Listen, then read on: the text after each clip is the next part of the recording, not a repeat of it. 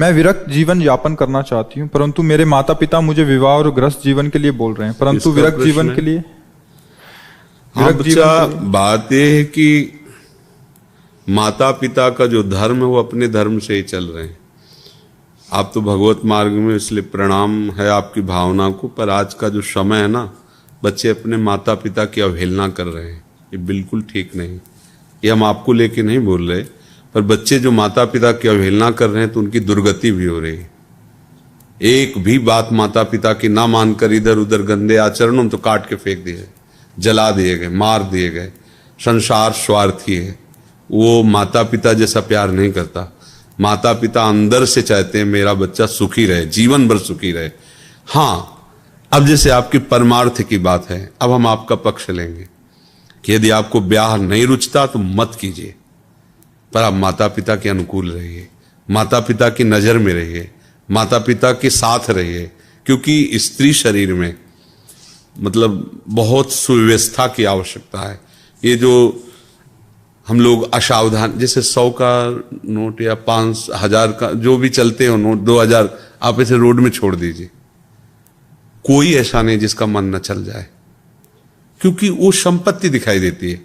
ऐसे शास्त्रों ने कहा है कि आकर्षणकारी जो भी हमारे, जैसे सोना चांदी रुपया पैसा खान पान, ये सब सामग्री आकर्षणकारी है। ऐसे शरीर भी परस्पर आकर्षणकारी, परस्पर आकर्षणकारी। तो मुझे शास्त्र सम्मत बात ये लगती है कि बच्चों को सदैव अपने बड़ों के शासन में रहना चाहिए। अगर वो शासन नहीं स्वीकार करेंगे तो अभी बच्चे हैं, वो प्रमाद स्थिति में ऐसे गलत काम कर बैठेंगे जिनका उनको जीवन में बहुत बड़ा दंड भोगना पड़ेगा। आजकल के बच्चे इस बातों को समझ नहीं रहे, आधुनिकता को स्वीकार कर रहे हैं। माता पिता को तो, अब माता पिता क्या करें, शांत हो जाते हैं। आपका तो भागवतिक मार्ग है, हम आपको नहीं करें, पर प्रायः माता पिता के विरुद्ध आचरण बच्चे कर रहे हैं, बिल्कुल ठीक नहीं है। कोई भी ऐसे कोई राक्षसी प्रवृत्ति के माता पिता होंगे जो अपने बच्चों का अहित करें, नहीं तो प्रायः माता पिता का भाव यही रहता है कि हमारी सोच रहती कि हम ये चीज खेलें, लेकिन उनको लगता है इसके खेलने में नष्ट हो जाएगा, ठीक नहीं है। तो माता पिता का आदर करें। आप वैराग्य भाव से भगवान मार्ग में चलना चाहते, इसलिए हम सपोर्ट करते हैं कि आप माता पिता की ये बात ना मानो कि ब्याह कर लो। क्योंकि अगर तुम्हारी इच्छा नहीं और तुमने ब्याह किया, ब्याह करने के बाद अगर विरोध वहां हुआ तो परिवार का परिवार पूरा दुखी रहेगा, तुम भी असंतुष्ट रहोगी। अगर आपकी ब्याह में रुचि नहीं है, अच्छी बात है, पर माता पिता के अनुकूल होकर उनके सानिध्य में, उनकी दृष्टि में रहो और वैराग्य पूर्वक खूब भजन करो, भगवान का कृपा प्रसाद अनुभव करो। पर आज का समय जो है थोड़ा सावधानी का है। हम अपने उन्माद में, वासना के उन्माद में समझ नहीं पाते और ऐसे लोगों से मित्रता कर बैठते हैं जो केवल हमारे शोषण के सिवा और कुछ, उनके अंदर कोई प्यार नहीं, कोई समाज। तभी तो समाचारों में नहीं आता भाई आज यहाँ ऐसा हुआ, वहां मार के फेंक दिया, वहां कोई प्यार करता है? कौन प्यार जानता है? हमारी चमड़ी को देखकर, हमारे शरीर को देखकर भले प्यार करे। कोई हमसे प्यार करेगा? माता पिता, क्योंकि उनको लगता है ना मेरा बच्चा है। अब वो डांट रहे हैं कि तुम्हें जो गलत कर ठीक नहीं है, उनका हृदय जल रहा है, पर वो बच्चा उन्माद के कारण नहीं समझ रहा, फिर परेशान हो जाता है। तो मुझे लगता है कि सब बच्चों को चाहिए कि अपने गुरुजनों की, बड़े जनों की आज्ञा का पालन करें। हाँ, जैसे आपका बात है तो आपका भाव उत्तम है, पवित्र है, इसलिए हम आपकी इस बात, अगर ब्याह नहीं करना चाहते तो माता पिता को भी जोर नहीं देना चाहिए, इसलिए कि आपने करवा दिया ब्याह। क्योंकि माता पिता को एक होता है कि समाज में होगी कि इज्जत की बात है ना, लड़की जवान बैठी ब्याह ही नहीं कर रहे, वो लोक व्यवहार के, लेकिन उसकी रुचि नहीं तो फिर वहां जाकर के द्वंद्व खड़ा हो जाएगा ना। उसकी भोगों में रुचि नहीं है, पति में रुचि नहीं, और सामने वाला जो पति बनेगा वो इसीलिए बनेगा कि हमारा गृहस्थ धर्म चले, तो झगड़ा होगा, तुमको भी असंतुष्टता होगी, उसको भी असंतुष्टता होगी। तो इसलिए अगर वास्तविक रुचि नहीं है, ऐसा जीवन में निर्णय कि मैं किसी पुरुष की तरफ काम भाव से नहीं देखूंगी, तो ठीक है, भगवत आराधन करते हुए माता पिता के सानिध्य में रहो, उनके अनुकूल रहो, उनके शासन में रहो, बढ़िया रहेगा। भजन करो, भजन करने के लिए तो मनुष्य जन्म मिला है। पुरुष नपुंसक नारीवा जीव चराचर कोय, सर्वभाव भज कपट तज मोहि परम प्रिय सोय। तो ऐसा है। तो महाराज जी, माता पिता की शरीर के बाद फिर उस साधक का क्या हुआ? वो कैसे अपना जीवन किसके सानिध्य में भगवान के साथ, भगवान के साथ समझो, भगवान का सानिध्य। मीरा जी के पति भी पधार गए और देवर ऐसा भारी विरोध, निकल पड़ी। कोई जिंदगी में कहीं भी अगर आपने सुना हो कि मीरा जी को किसी ने काम भाव से टच किया है तो हमें बता देना।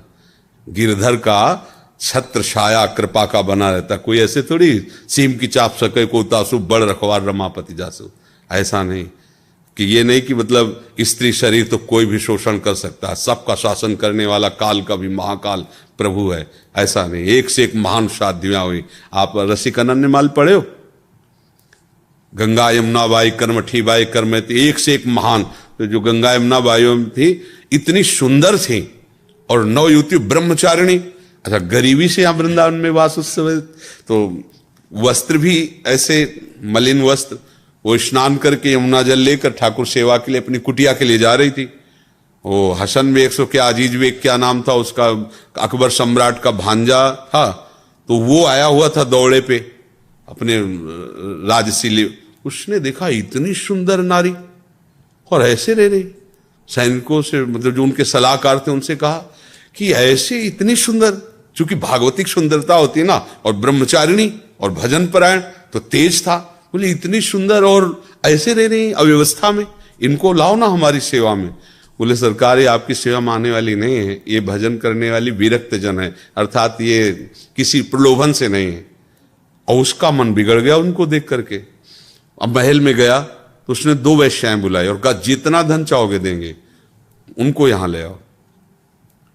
अब बाई जी को अगर प्रभावित कोई कर सकता है तो भगवत चर्चा, वो बड़ी चतुर थी वैश्याएं, आई और ठाकुर जी की चर्चा करना और सुनना और प्रणाम। अब रोज आने लगे। अब जब रोज आ पाओ तो एक परिचय हो जाएगा, फिर 2 दिन 4 दिन एकदम गोल हो जाओ, फिर आ पाओ तो क्या आपका स्वास्थ्य खराब था, क्या आप क्यों नहीं? ऐसे ही उन्होंने किया। तो उन्होंने पूछा कि आपका स्वास्थ्य खराब था, आप क्यों नहीं आई? तो उन्होंने कहा कि हमारे यहाँ एक बहुत बड़े संत आए हुए हैं, हम उनकी सेवा में थे और मुझे लगता है आपको भी दर्शन करना चाहिए। पहले उनका नहीं, सब संतों की कृपा से भजन चल रहा है वृंदावन से जाने। बोले नहीं, मथुरा पास ही तो हम लिवा चलेंगे, बहुत सुंदर चर्चा होती भगवत चर्चा, और आप चलो, आप देखो प्रसन्न हो जाओगे, मेरी मित्रता के कारण चलो। तो संत हृदय उनका स्वीकृति दे दी। नई अवस्था थी, भजन में डूबी हुई। जी गई तो महल में बताया कि यहाँ तो उनको लगा कि संत का महल और झोपड़ी से बराबर रहता है, जहां प्रभु रख दे, जैसे तो शायद होंगे धनी मानी जन, उनका आदर करके अंदर रख ले। जो ये अंदर हुई तो बाहर से साकल लगा दी, और अंदर जब प्रयोग किया तो देखा वही उनका भांजा खड़ा हुआ था। दृष्टि देखते, काम की दृष्टि और सामान्य दृष्टि में अंतर होता है। माताओं बहनों में इतनी विवेक शक्ति होती है, एक दृष्टि में पहचान लेंगे गंदी दृष्टि से देख रहा है या अच्छी दृष्टि से देख रहा है। उन्होंने देखा और उनका सुनो, बड़े प्यार से कहा ये जीवन राधा वल्लभ लाल को समर्पित है, आगे कदम मत बढ़ा देना, नहीं तो तुम्हारा अमंगल हो जाएगा, तुम हमारा तो कुछ नहीं कर सकते। पर वो राज वैभव से, अब उसको कोई भय थोड़ी था, कोई ज्ञान तो था नहीं। जे आगे बड़ा आंख मूंदा और श्री हरिवंश श्री हरिवंश श्री है, सामने बबर शेर प्रकट हो गया, दहाड़ बेहोश हो गया, पैजामा गीला हो गया उसका। और बाई जी अंतर ध्यान यहां वृंदावन में अपनी कुटिया में, बहुत बार ऐसा भयानक भय, वो आंख खोले तो डरे, आंख खोले तो डरे। सब लोगों ने कहा बाई जी का चमत्कार है, उनके पास उनको लाए और कहा क्षमा कर दीजिए। उनका नहीं, हमें कोई रोष नहीं है, ये तुम्हारी वृत्ति थी, गंदी व्यक्ति तुम्हारी वृत्ति थी, पर हम ये जरूर कहेंगे कि जो भजन करने वाले जन है, आप शासक हो, आप इनको ऐसी दृष्टि से मत देखो, जाओ भगवान तुम्हारा मंगल। तो उनका कुछ भेंट ले, उनका नहीं, हमें भेंट की जरूरत नहीं, तुम ऐसा न समझो कि हम गरीब हैं, परम धन राधा नाम हमारे पास, हमको ये तुम्हारे सोना चांदी इन सबसे कोई, तो भगवान रक्षक है। ऐसा नहीं, आज तक ऐसा बाहरी दिखावे में हो जाएगा, अगर आप में पूर्ण भगवत निष्ठा है और पूर्ण भगवत, तो ऐसा कोई सीम की चाप सके को तासु बड़ रखवार रमा। 1-2 शास्त्रों हुई है, शास्त्रों। पति विरोध में हो गया मान सिंह के भाई माधव सिंह, श्री रत्नावती जी की, जो भगवत भक्ति में उतरी तो वही विरोध कर दिए, मोड़ मुड़ा के संतों के बीच में बैठ गई, रानी थी। अब तो बड़ी इज्जत की बात, तो जंगली शेर पिंजड़े में बंद करवा करके, और ठीक रानी जहां ठाकुर जी की सेवा कर रही थी वहीं दरवाजे पे छोड़ा गया। वो ऊपर बालकनियों में चढ़े हुए सब वो सैनिक देख रहे थे जो लाए थे सिंह को, और जे ही उनका पिंजरा खोला गया, सिंह दहाड़ कर निकला। तो दासी जो उनकी सेवा में रहती, उनका महारानी शेर। तो उन्होंने मुड़ के देखा, बोले सिंह नहीं नरसिंह, मेरे भगवान आ रहे हैं। वही पूजा की थाल लेकर नजदीक गए, तिलक लगाया, आरती की, माला पिलाया, गाय के बछड़े की तरह खड़ा रहा हो शेर, और बस घूमा, मारी छलांग, तो जो लाए थे ना बालकनियों में खड़े थे, फाड़ के फेंक दिया सबको और निकल गए।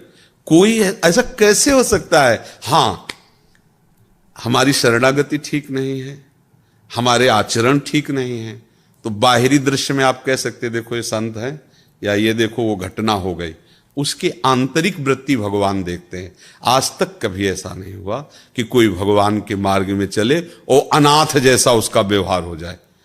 हाँ, इस बेस का दुरुपयोग करेंगे, अंतर से हम गलत होंगे तो चौड़े पे हमें दंड मिलेगा, भले हम उसमें निरपराध हों जिसमें दंड मिल रहा है। समझना, बाहर से लग रहा है बिल्कुल 100% नहीं किया, लेकिन वो भीतर का जो पाप है ना, वो चौड़े पे बिना अपराध के अपराधी मानकर दंड दिया जा रहा है। भगवान के विधान में कहीं कमी नहीं, पक्का समझ लो। ये बाहरी व्यवहार अलग है। तो जब तक माता पिता हैं तो उनके अनुशासन में रहकर भजन करो, और फिर आगे ठाकुर जी का भरोसा है। तो ऐसा नहीं कि वृद्ध हो जाएगा तो फिर कौन देखेगा, आगे ये नहीं रहेंगे तो कौन देखा, वो तो प्रभु ही देखते हैं ना। अब हम बच्चापन से निकले थे 13 वर्ष से, आज तक हमारा कौन सहयोगी? वही तो सहयोगी है, उनके सिवा हमारा किसी से परिचय नहीं। सब देखो व्यवस्था उन्हीं की तो है, हम क्या लाए थे, हम क्या जानते थे किसी को? सब उन्हीं के संबंध से तो है, सब उन्हीं को तो जानते हैं।